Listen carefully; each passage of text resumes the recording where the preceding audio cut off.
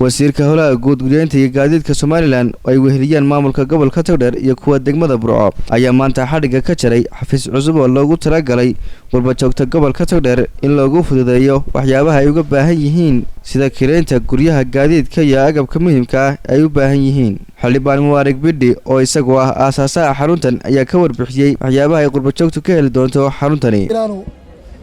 caasimada loo adeegtay u baahan tahay in qof wali wax keena magaalada inaan xafiiskan lagu hindisay oo aan u arkay inuu ka baqayo gobolka marka xafiiskan wuxuu qaban doonaa waxaan u furay qurba-joog iyo dadka dalka jooga basaay adeegooda waxa u baahan yihiin online ugu helaan oo dilaalintu ay ku soo xilmaan wuxuu kareyn doonaa guryaha waanu iibin doonaa beeraha waanu qofka doonaya uu iibin doonaa wuxuu samayn doonaa ganacsi market center weeyaan suuqay baan soo doonaa qof kasta oo ganacsi haysto oo ganacsigu fadhiyo waxaan ku soo xili doonaa geeska Afrika ku soo xili doonaa waxaan doonayaa qurba-joog inuu fududeeyo halka ay iyagoo xagga halka limaada iyagoo jooga Canada iyo Europe inay waxay doonayaan online ay maartay marka page ka geli doonaan Togdheer real estate marketplace oo page Facebook ah website kuna waa togrim.com ay geli doonaan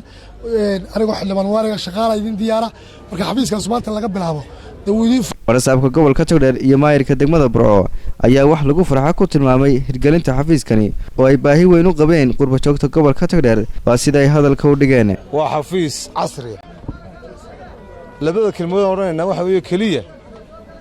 inaanu customerskana ka qayb noqono una ducayno xildhibaanka Ilaahay subhanahu wa ta'ala inuu baamistarkiisa u barakeeyo. waxaan aad iyo aad u soo dhaweynaynaa xafiiskan real estate-ka iyo place market-ka uu sameeyay xildhibaan ka tirsan golaha deegaanka ee Burco oo ah xildhibaanada ugu firfircoon xildhibaan Mubarak Bidhi waa nin aad iyo aad ugu suntan horumarka gobolka iyo degmadaba waxaan wax ka badan waa ka filaynay real estate ta maqashaan waxa weeyaan waa hantida guurtada iyo maguurtada meesha laga helo marka waxa la wixii hanti ee maguurta ama guurta intii suuqa la mari lahayd dilaal la weydiin la halkaas uu board inuu dhajinayaa guriga uu iibinayo iyo gaariga uu iibinayo halkaas laga helay isaga qiimihiisaba oo markii ugu horeysay laga furo Somaliland marba laga aasaasay Hargeysa laakiin ma shaqeyso marka waa ku faraxsanay in gobolka Togdheer degmada Burco real estate iyo marketplace ay yeelato oo waliba meel iyadana u ah suuq inuu yeesho. wasiirka howlaha guud guryeynta iyo gaadiidka Somaliland Cali Marreexaan oo goobtaasi ka hadlay ayaa isna dhankiisa soo dhaweeyay xaruntani cusub.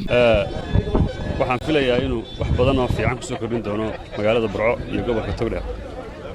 dadweynaha gobolka Togdheer, dadweynaha reer Burco iyo dadweynaha reer Somaliland baa xildhibaanka u furay.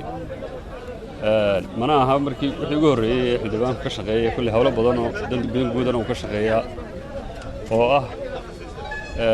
xarumaha darbi chiefka iyo goomaha iyo danta guud marka waxaan leenahay xildhibaankana waa uga hambalyeynayna reer Burcona waxaan leenahay ka qayb qaata. Shaafici Maxamed Ibrahim telefishinka caalamiga ee Somali News gudaha magaalada Burco.